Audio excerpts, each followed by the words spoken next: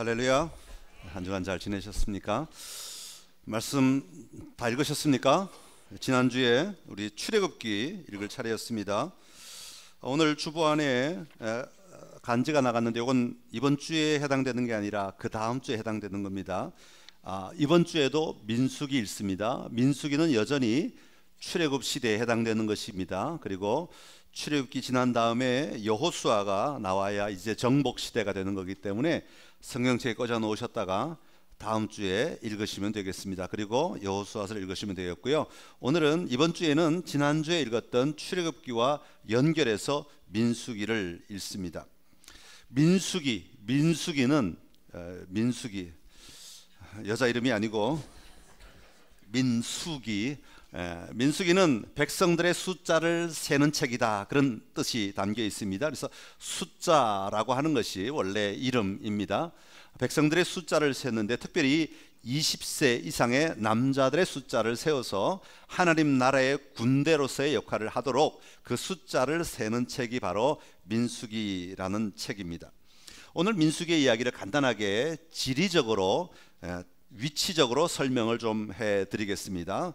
먼저 출애굽기에서 이스라엘 백성들이 왼쪽에 보이는 애굽, 이렇게 강들이 많이 있는 애굽에서 내려와서 나일강 지역에서 내려와서 이 밑에 제일 밑에 시내산 있는 데까지 온 이야기가 출애굽기의 이야기였습니다. 오늘 민수기 1장부터 민수기 10장 10절까지는 이 시내산에서 머물렀던 이야기를 우리에게 소개하고 있는데, 이때가 언제냐 하면 출애굽한 지 2년째가 되는 해의 이야기입니다. 그래서 이때 기록된 것이 또 하나 책이 있는데 그게 바로 레위기가 이때의 이야기, 이때 기록된 책이라고 말씀하면 아마 좀 이해하는 게 쉽습니다. 그리고 여기에서 민수기 1장에서 인구조사를 첫 번째로 합니다. 이때 인구는 어떤 사람들을 숫자를 세는 거 하니까 애굽에서 나온 사람들을 숫자를 세는 겁니다. 그래서 1장부터 10장 10절까지는 이 시내산에서 있었던 이야기들을 기록하고 있습니다. 그런 다음에 10장 11절부터 21장까지는 그 위에 있는 바란 광야에서 있었던 이야기를 소개하고 있습니다.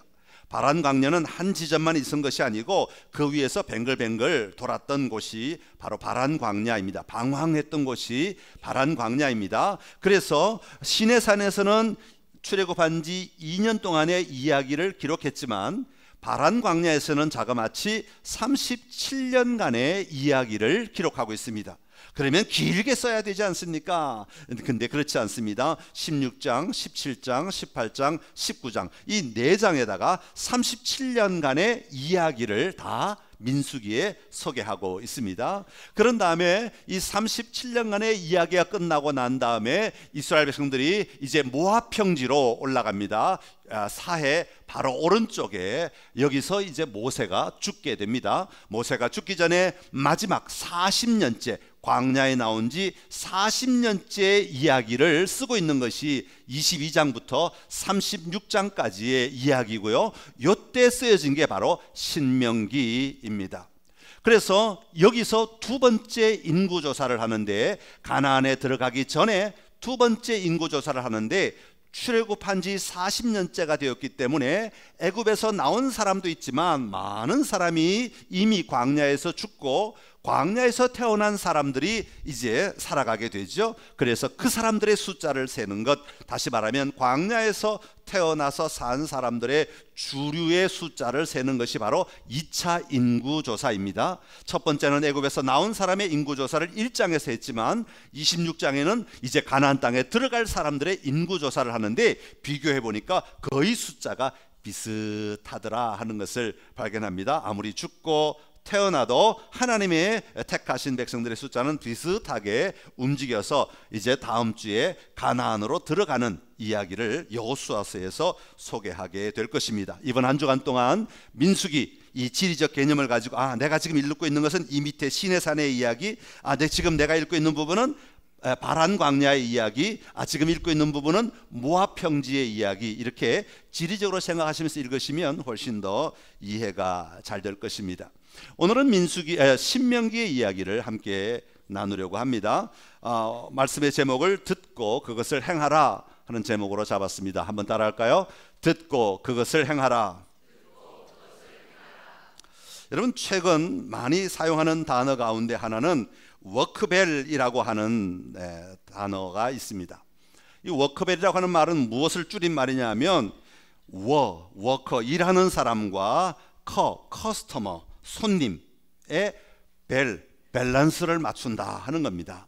왜 이런 단어가 나오게 되었냐 하면 우리나라에 손님은 왕이다 이런 말이 굉장히 한때 유행을 하고 모든 기업체마다 모든 장사하는 사람들마다 이것을 막 내세워서 손님은 왕이다, 손님은 왕이다 이렇게 강조를 했던 적이 있습니다. 그런데 손님들을 존중해주고 손님 중심으로 장사를 함으로 말미암아 손님들에게 좋은 서비스를 해주자 이런 취지에서 만들어진 이 말이 손님들에 의해 과도하게 사용되다 보니까 어떤 일이 일어났어요? 갑질이라고 하는 것이 일어나게 되었습니다.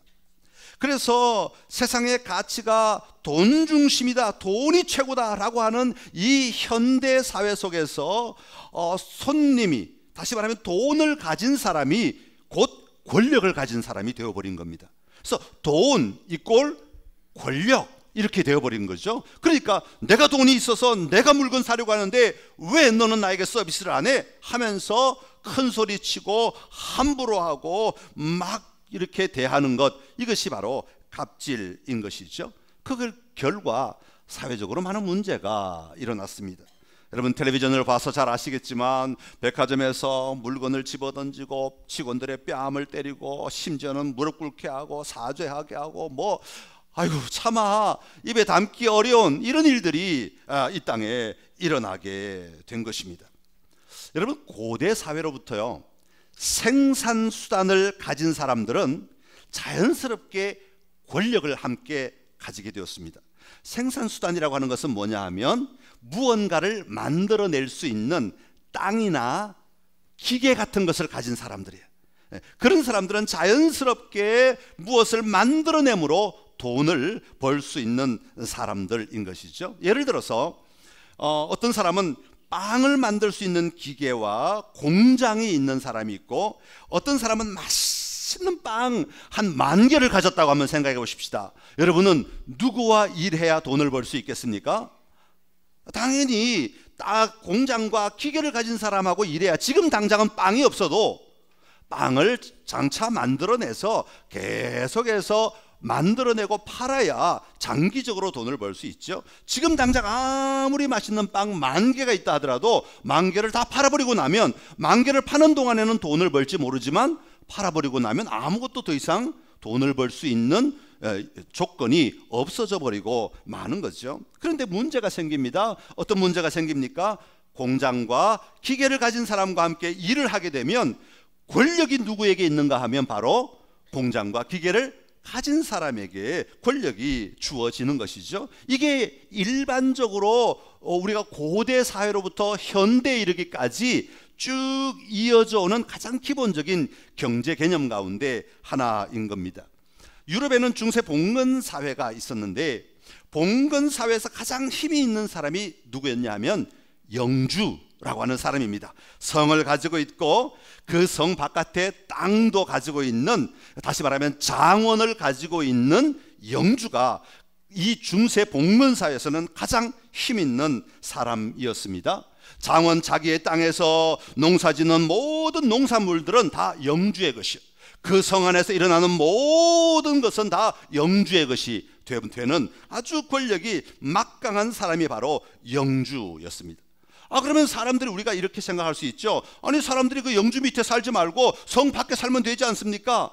그런데 당시에는 많은 침략들이, 주변 나라의 침략들이 시도 때도 없이, 도둑놈들이 시도 때도 없이 나타나서 사람들을 괴롭히기 때문에 영주가 있는 이 성에 들어가야만 영주의 보호를 받을 수 있었어요. 왜냐하면 영주에게는 뭐가 있었는가 하니까 기사가 있었어요. 기사, 여러분 아시죠? 기사, 칼 들고 충성 맹세하고, 그리고 나가서 말 타고 나가서 적을 무찌르는 기사들이 있었어요. 그래서 영주 밑에는 이 기사가 있었기 때문에 기사가 그 성 안에 사는 사람들을 보호해 주었던 것이죠. 가난한 농민들은 땅이 없어서 영주에게 세금을 바쳐가며 영주의 밑에 들어가지 않을 수 없었던 이유는 자기의 목숨을 보호하기 위해서, 지키기 위해서 영주 밑에 들어간 거죠. 그래서 스스로 영주의 보호 아래 들어가서 영주와 계약을 맺습니다. 나는 당신 밑에 들어가서 살겠으니까 나를 보호해 주십시오 하는 계약을 맺는데, 그 계약서에는 어떤 것들이 쓰여졌냐 하면, 제가 인두세를 바치겠습니다. 사람 우리 가족 숫자마다 매년마다 세금을 바치겠습니다. 그렇게 말합니다. 영주가 부르면 언제든지 내가 전투에 참여하겠습니다 라는 이 문서에 사인을 해야 되는 거예요. 그리고 일주일에 3일은 내 일은 다 내려놓고 영주만을 위해서 제가 3일을 일을 하겠습니다 라는 조항에 사인을 해야만 그 성에 들어가서 살 수 있는 거죠. 혼인세도 내야죠, 상속세도 내야죠. 심지어는 어떤 일부 성에서는요, 초약권이라고 하는 것도 있었어요. 신들랑 신부가 그 성 안에서 결혼해서 살려고 하면 신부는 결혼한 날 첫날 밤을 영주와 자야 되는 거예요. 야, 그래 사인해야 돼요. 여러분 같으면 사인하겠습니까? 안 하면 나가 죽어야 돼. 사인해야 되는 거예요. 그 당시에 가장 가혹한 처벌이 뭐였냐면 마을에서 쫓아내는 거였어요. 영주가 나를 마을에서 쫓아낼까 봐 벌벌 떨면서 영주가 시키는 대로 하지 않을 수 없는 시대가 바로 그 시대였다고 하는 것이죠. 이처럼 영주와 농민이, 영주와 그 성에 사는 사람들이 불평등하지만 맺을 수밖에 없는 조약을 가리켜서 무슨 조약이라고 부르냐면 종주권 조약이라고 부릅니다. 이 종주권 조약은 영주와 농민들만의 사이에만에 일어나는 게 아니라 큰 나라 옆에 있는 붙어 사는 작은 나라들, 우리가 보호해 줄 테니까 너희 나라에서 나는 좋은 것들 다 가져와, 우리나라로 가져와. 너희의 나는 세금들 80%를 나한테 갖다 바쳐. 이렇게 말하는. 그러면 내가 너희를 보호해 줄게. 다른 나라의 침략으로부터 오면 우리가 군대를 보내서 너희를 보호해 줄게. 사인해. 그러는 거예요. 안 할 수가 없는 거죠. 사인 안 하면 당장 그 나라로부터 공격을 받아서 이 작은 나라들은 무너질 수밖에 없기 때문에 그렇습니다. 우리나라에도 그런 게 있었죠. 양반과 노비의 관계. 노비는 힘이 없어요. 양반 밑에서 배 골지 않고 살려면 사인하고 그 계약서를 쓰고 그 양반 밑에 들어가서 시키는 대로 일을 하지 않으면 안 되는 그 삶을 살았던 거죠. 그러니까 이 종주권 조약의 가장 큰 특징은 뭐냐 하면 힘 있는 사람을 위한 조약이라고 하는 것입니다. 가난한 사람이나 돈 없는 사람을 위한 조약이 아니라 힘 있는 사람의 돈을 갖다 주고 힘 있는 사람이 더 자기의 성을 확장하고 힘 있는 사람이 더 많은 것들을 누리도록 만들어주는 조약이 바로 이 종주권 조약이라고 하는 거죠. 오늘 우리가 읽은 신명기는 이스라엘 백성들이 광야의 40년을 마무리할 때 쓴 것이라고 말씀을 드렸습니다. 모세가 기록한 것입니다. 이 신명기라는 말은 한문이죠. 신이라고 하는 말은 신신당부한다 할 때 신입니다. 다시 말하면 거듭 말한다, 거듭하다, 되풀이하다 그런 뜻이고, 명은 계명이라는 뜻이고, 그래 기록된 책이라는 뜻이죠. 그래서 거듭 말한다, 거듭 계명을 다시 말한다, 계명을 되풀이한다, 그런 뜻이 바로 신명기라는 책의 이름입니다. 영어로는 두 번째 계명이다, 그런 의미를 가지고 있습니다. 여러분, 신명기는 다시 말하고 다시 말하고 반복된 계명이다, 그런 뜻을 가지고 있습니다. 왜 다시 말해야 할까요? 왜 다시 외쳐져야 할까요? 아까 말씀드렸죠. 애굽에서 나온 1세대가 시내산에서 하나님의 계명을 받았는데, 이때 계명을 받았던 사람들은 거의 다 광야에서 다 죽고, 이제 광야에서 태어난 사람들이 계명을 받지 못했던 사람들이 이제 가나안에 들어가야 하는데, 그들에게 다시 두 번째로 계명을 전달하는 그런 예식이 담겨진 것이다, 그런 의미를 가지고 있습니다. 하나님과 백성 사이에 맺은 계약, 조약을 소개하고 있는 것이죠. 사실 근대 오기까지 이 신명기가 왜 이렇게 똑같은 이야기를 반복해서 썼을까, 그렇게 생각들을 했습니다.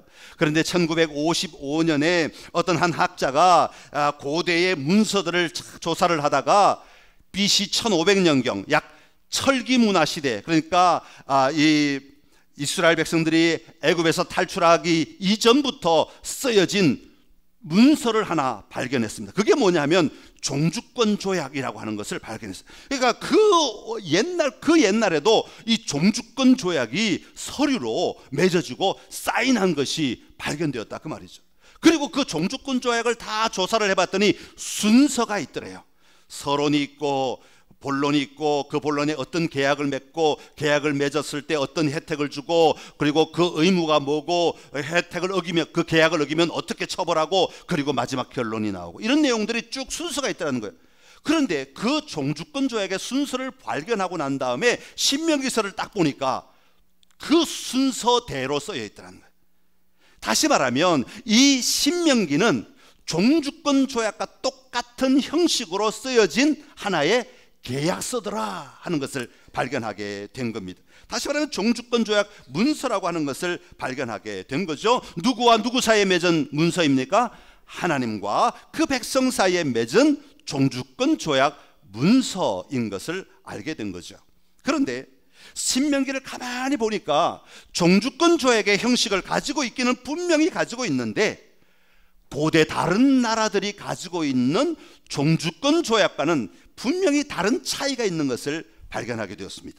그게 뭐냐 하면, 다른 종주권 조약들은 전부 다 누구를 위한 거예요? 힘 있는 사람을 위한 거, 가진 자를 위한 거, 그리고 지위가 있는 사람들을 위한 그런, 그 사람들을 위하여 만든 조약이었는데, 이 신명기를 가만히 보니까 오히려 반대더라는 것입니다. 봉건주의의 영주나 양반들이나 고대 사회에서 힘을 가진 사람들은 모두 자기를 위하여 조약을 맺었는데, 철저하게 힘 있는 자들을 위한 조약이었는데, 신명기를 보니까 힘 있는 하나님께서, 창조주 하나님께서, 모든 것을 가지신 하나님께서 이렇게 말씀하시는 거예요. 오늘 본문 1절에서 3절의 이야기인데요, 세 번역으로 한번 읽어보겠습니다. 세 번역 1절에서 3절 말씀입니다. 시작. 이것은 주 당신들의 하나님이 당신들에게 가르치라고 나에게 명하신 명령과 규례와 법도입니다. 당신들은 건너가서 차지할 땅에서 이것을 지키십시오. 당신들이 주 당신들의 하나님을 경외하며 내가 당신들에게 명한 모든 주님의 규례와 법도를 잘 지키면 당신들과 당신들 자손이 오래오래 잘 살 것입니다. 그러니 이스라엘 자손 여러분, 이 모든 말을 듣고 성심껏 지키면 주 당신들 조상의 하나님이 당신들에게 약속하신 대로 젖과 꿀이 흐르는 땅에서 당신들이 잘되고 크게 번성할 것입니다. 아멘. 자, 여기 보니까 조건이 있어요. 하나님께서 명령하신 모든 규례와 법도를 잘 지키면 이라고 하는 조건이 붙은 겁니다. 또 보니까 이 모든 말을 듣고 성심껏 지키면 이런 말이 있습니다. 이 말을 좀 바꿔서 얘기하면 이런 뜻이죠. 하나님과 맺은 종주권 조약, 이 여러분이 사인한, 당신들이 사인한 이 계약서를 잘 지키면 이라는 겁니다. 여러분, 힘 있는 사람, 권력 있는 사람, 영주들의 조약을 잘 지키면 어떻게 됩니까? 자기는 더 가난해지고, 자기는 더 어려움에 처하고, 자기는 더 곤란한 상황에 빠질 수밖에 없어요. 그런데 하나님은 말씀하십니다. 너희들이 나와 맺은 이 언약을 잘 지키면, 나와 맺은 이 계약을 잘 지키면 어떤 일이 일어나는가? 당신들과 당신들 자손이 오래오래 잘 살 것입니다. 이 계명들, 이 조약들, 이 명령들을 잘 지키면 하나님이 당신들에게 약속하신 대로 하시겠답니다. 하나님이 약속을 지키신다는 거예요. 그 약속이 뭐예요? 젖과 꿀이 흐르는 땅에서 당신들이 잘되고 크게 번성할 것입니다 라는 것입니다. 여러분, 얼마나 놀라운 이야기입니까? 봉건주의, 봉건사회의 영주들은 백성들을 보호해 주는 대신에 결혼 첫날 밤에 자기 아내를 영주에게 주어야 합니다. 일주일에 3일은 영주를 위해서 일해야 합니다. 그리고 나머지 시간 동안에도 열심히 일을 해도 땀 흘려 무언가를 거두면 그 중에 대부분을 다 영주가 빼앗아갑니다. 세금이라는 명목으로 빼앗아가는 거죠. 그리고 자기는 겨우 목숨을 연명할 정도의 곡식만 가지고 살 수밖에 없습니다. 그러나 우리 하나님은, 전능하신 우리 하나님은, 천지 만물을 다 가지신 우리 하나님은, 전능하신 우리 하나님은 하나님의 배를 채우기 위해 그 백성과 조약을 맺지 않으셨다고 말씀합니다. 하나님의 유익이 아니라 하나님의 유익을 위하여 그 조약을 맺으신 것이 아니라고 말하고 있습니다. 누구를 위하여 이 조약을 맺었겠습니까? 바로 이 모든 조약은 바로 저와 여러분을 위하여 하나님이 이 조약을 맺으셨다는 겁니다. 신명기 10장 13절의 말씀입니다. 같이 읽겠습니다. 내가 오늘 내 행복을 위하여 내게 명하는 여호와의 명령과 규례를 지킬 것이 아니냐. 아멘. 할렐루야. 하나님께서 우리와 맺은 종주권 조약의 목적은 뭐냐 하면 하나님이 많이 가지시고 하나님이 배부르시고 하나님이 하나님의 땅을 넓히시고 하나님이 권세를 부리시고 하나님이 모든 것을 누리시고, 그게 아니라 하나님께서 우리와 이 조약을 맺은 이유는 누구를 위하여? 내 행복을 위하여, 너희의 행복을 위하여, 우리의 행복을 위하여, 저와 여러분의 행복을 위하여 하나님께서 이 조약을 맺으셨다고 말씀하고 있습니다. 여러분, 여기서 행복이란 말의 뜻이 뭔지 아세요? 하나님께서 천지 만물을 지으시고 다 뒤돌아보시면서 보시기에 뭐라고 그랬었어요? 좋았더라, 심히 좋았더라. 하나님이 지으신 모든 것을 보시고 만족하셨어요. 너무 완전해, 완벽해, 만족하신 거예요. 이 좋았더라라는 의미와 행복이라는 의미가 같은 어원에서 나온 거예요.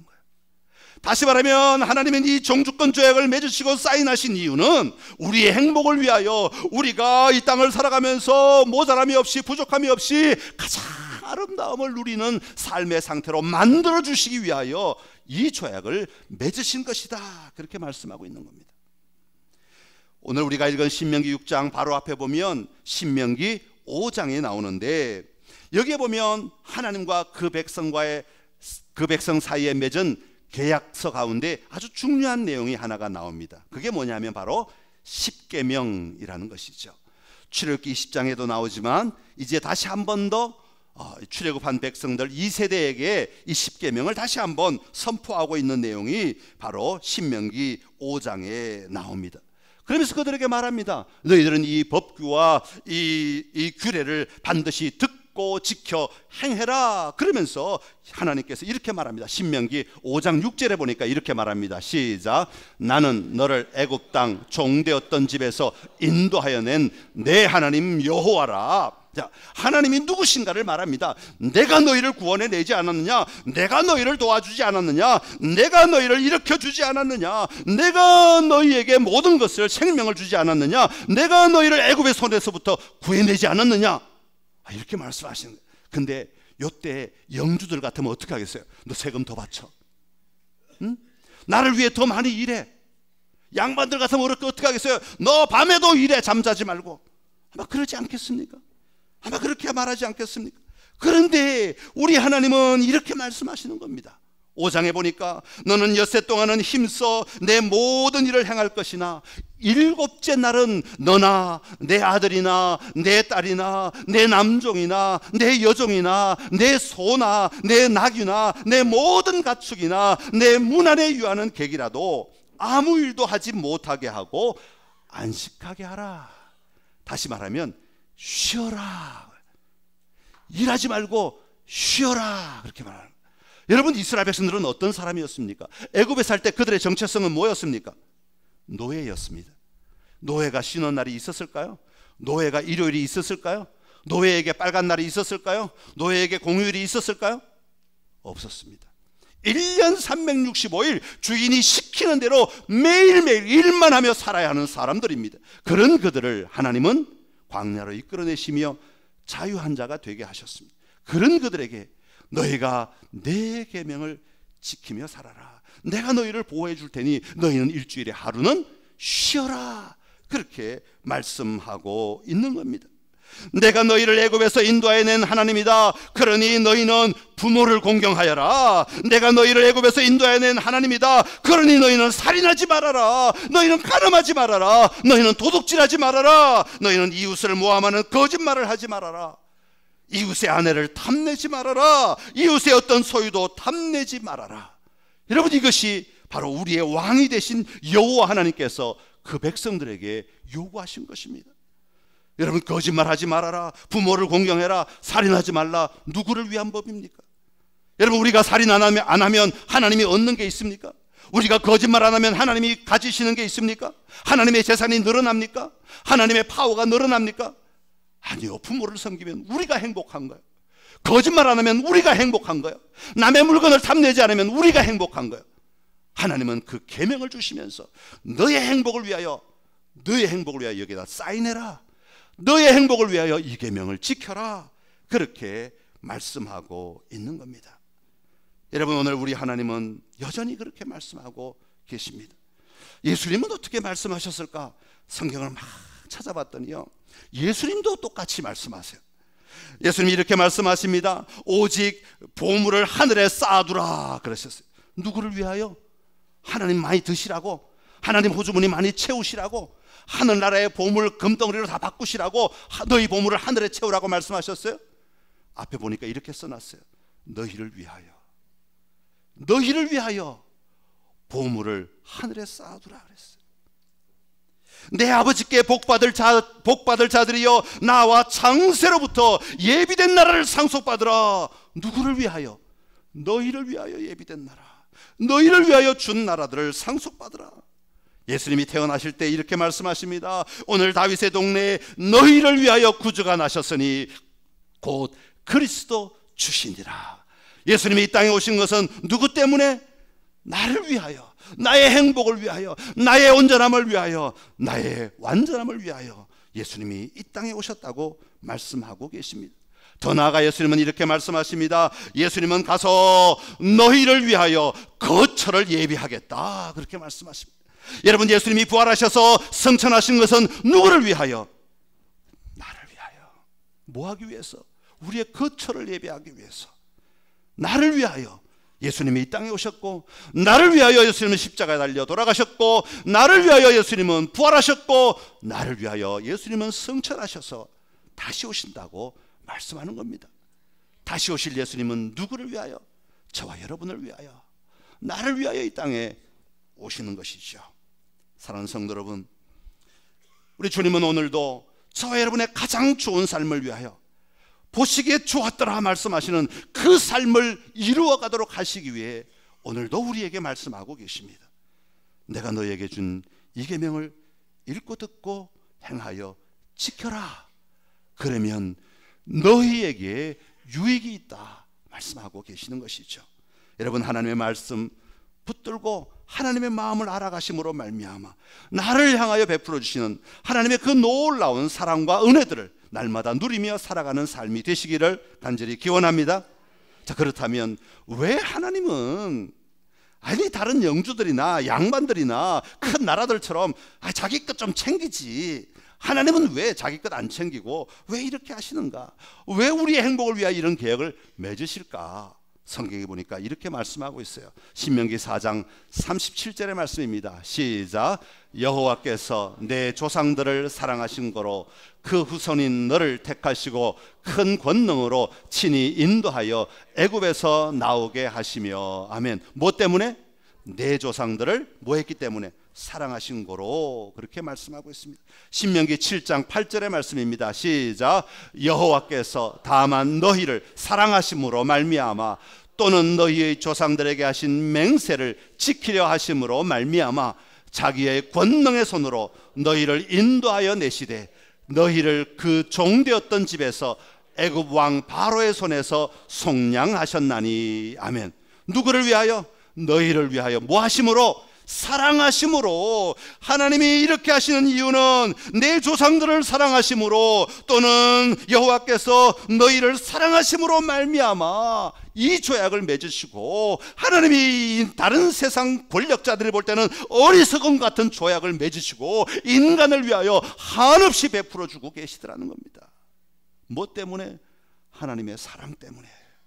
하나님의 사랑 때문에. 애굽에서 이스라엘 백성들을 구원해 내시는 이유가 하나님의 사랑 때문에, 언약을 주신 이유가 하나님의 사랑 때문에, 그들에게 땅을 주시는 이유가 하나님의 사랑 때문에, 그리고 끊임없이 말씀하시는 이유가 그들을 사랑하기에 하나님은 말씀하고 계시는 것이죠. 여러분, 하나님은 오늘도 그 사랑을 우리를 향하여 쏟아주고 계시는 줄로 믿습니다.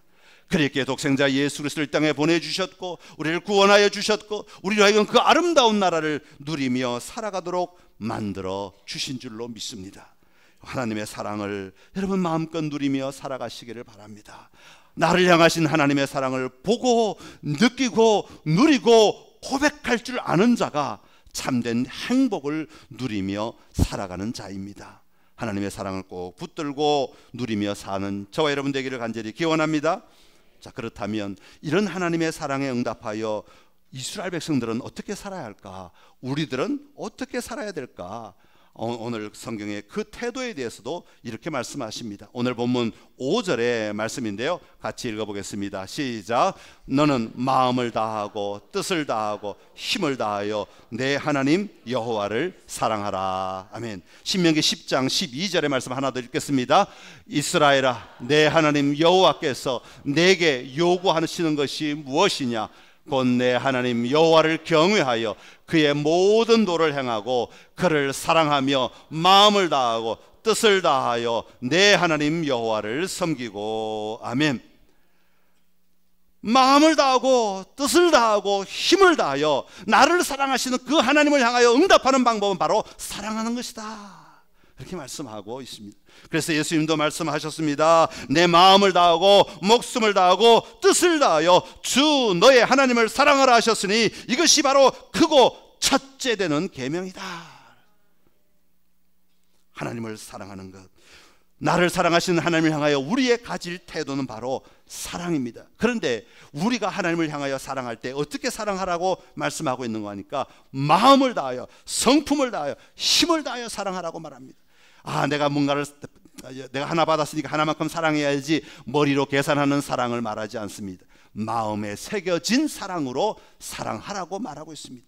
여러분, 어머니들 자녀들을 향한 사랑은 지식으로 하는 사랑입니까? 마음에 새겨진 사랑으로 하는 것입니까?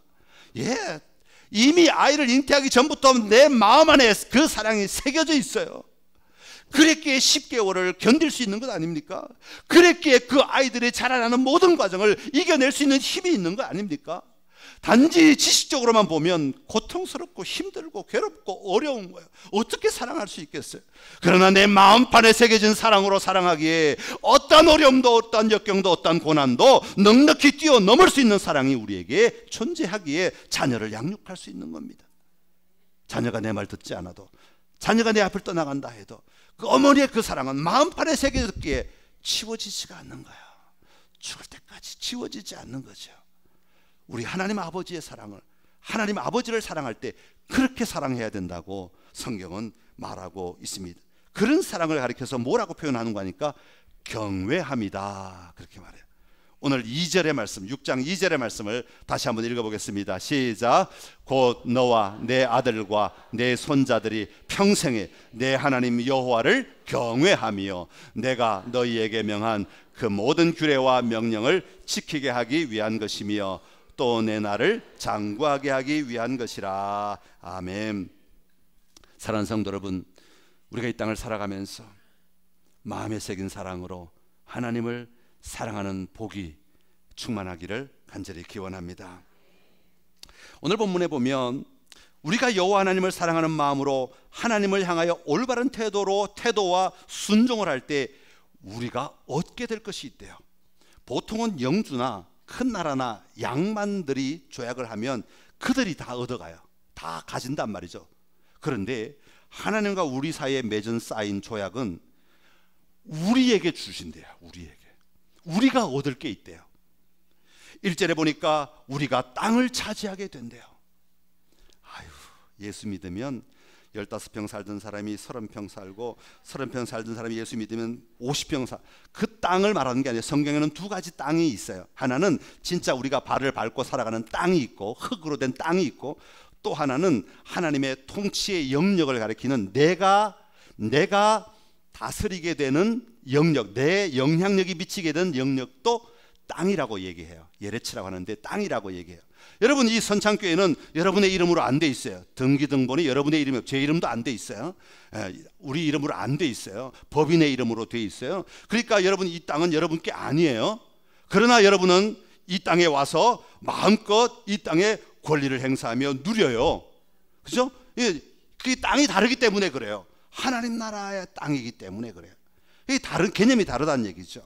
여러분, 우리가 하나님을 사랑하고 하나님을 향하여 우리가 순종하면 우리가 가는 곳마다 그 땅을 차지하게 될 거래요. 우리가 가는 곳마다 하나님의 나라가 확장될 거래요. 우리가 가는 곳마다 그 땅을 누리게 될 거래요. 우리가 가는 곳마다 그 땅의 영역 속에 하나님의 능력을 가지고 우리가 승리하며 살아갈 수 있다고 말하고 있는 거예요. 이게 땅을 차지한다는 말의 의미죠. 여러분, 교회에서는 힘있다 큰 소리 치다가 사상 나가면 은맥기 주고 하고 살아간다면 여러분은 땅을 차지한 게 아니에요. 세상 속에 나아가서도 나는 하나님을 신뢰하고 하나님이 나와 함께 하시기에 하나님의 지혜로 내가 이 땅을 차지하리라. 다른 사람을 짓밟아야 땅을 차지하는 게 아니에요. 하나님의 선하심을 드러내고 하나님의 영향력을 드러내고 하나님 나라의 아름다움을 선포하며 살아가는 것이 땅을 차지하는 것이에요. 여러분, 그러면 여러분은 승리하신 사람들이에요. 여러분, 땅을 차지하신 사람들이죠. 2절에 보니까 우리와 우리의 자녀들이 오래오래 잘 살게 될 것이라고 말해요. 야, 우리 다음 세대는 100세를 살겠구나. 우리 그 다음 세대는 120세를 평균 연령이 살겠구나. 그 얘기를 하는 게 아니에요. 나이가 많아야만 복받은 것이다, 그 얘기를 하는 게 아니에요. 우리의 몇 살이다를 얘기하는 게 아니라 우리의 삶의 자리가 점점 더 풍성해져서 하나님 앞에 가는 그날까지 우리가 이 영원한 시간을 누리게 될 것을 얘기하는 거예요. 여러분, 장수하시기를 바랍니다. 언제까지 장수해요? 하나님 나라 가는 그날까지 장수하세요. 육신의 생명은 언제 끝날지 모르지만 여러분은 우리의 영적인 삶은 장수하셔야 됩니다. 장수해야죠. 500살이 되든 1000년이 되든 장수하십시오. 그게 우리에게 주신 축복이에요.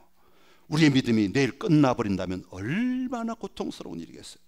지금까지 믿은 모든 믿음이 다 헛것이 되어버린다면 얼마나 안타까운 일이겠어요. 반드시 오래오래 잘 살아야 할 줄로 믿습니다. 그리고 3절에는 그 땅에서 잘되고 번성할 것이라고 말씀하고 있습니다. 내가 가서 하나님의 나라를 누리기만 하면, 내가 가서 하나님의 나라를 누리는 자리자리마다 회복되고 변화되고 기쁨이 일어나고 새로운 도전들이 일어나고 아름다움이 넘쳐나는 것, 여러분, 이것이 크고 잘 되는 것입니다. 번성하는 삶의 모습인 것이죠. 이것을 한마디로 말하면 하나님은 오늘 여기서 우리가 하나님의 계약서에 서명했는데 잘 순종하면, 그대로 살면 오늘 내가 살아가고 있는 이 삶의 자리가 하나님의 나라가 될 것을 이야기하고 있는 것입니다. 그리고 그 나라가 점점 더 확장되어서 내가 팔을 벌리고 살아가는 모든 삶의 영역이 하나님의 통치가 임하는 땅이 될 것을 이야기하고 있는 겁니다. 여러분 자신의 삶의 자리가 하나님의 나라가 되시기를 간절히 기원합니다. 더 나아가 여러분이 들어가 사시는 여러분의 가정이 하나님의 나라가 되시기를 바랍니다. 여러분이 일하고 있는 여러분의 직장이 하나님의 나라가 되시기를 바랍니다. 여러분이 섬기고 있는 그 마을이 하나님의 나라가 되는 역사가 일어나게 되기를 간절히 기원합니다. 이게 우리를 향하신 축복입니다. 이 한 주간 이 축복을 누리며 사는 저와 여러분 되시기를 간절히 소망합니다. 기도하겠습니다. 하나님 아버지, 크고 위대하신 하나님께서 아무것도 아닌 피조물인 우리를 사랑하여 주시어서 우리와 조약을 맺으시고 하나님을 위하여가 아니라 너의 행복을 위하여, 너의 완전함을 위하여, 너의 좋음을 위하여 여전히 일하고 계시는 하나님을 보게 하시니 감사합니다. 하나님의 그 사랑 때문에 우리가 이 아름다움을 누리게 되었고, 이 소망을 가지고 살아갈 수 있게 되었고, 이 행복을 누리며 오늘 우리의 삶을 확장해 나갈 수 있게 된 줄로 믿습니다. 마음에 새겨진 사랑으로 하나님을 사랑하게 하여 주시옵시고, 하나님이 주시는 축복이 무엇인지를 분명히 바라보며 오늘 우리의 삶의 영역 속에 하나님의 나라를 확장해 나가는 놀라운 삶을 살게 하여 주시옵소서. 예수님의 이름으로 기도드리옵나이다. 아멘.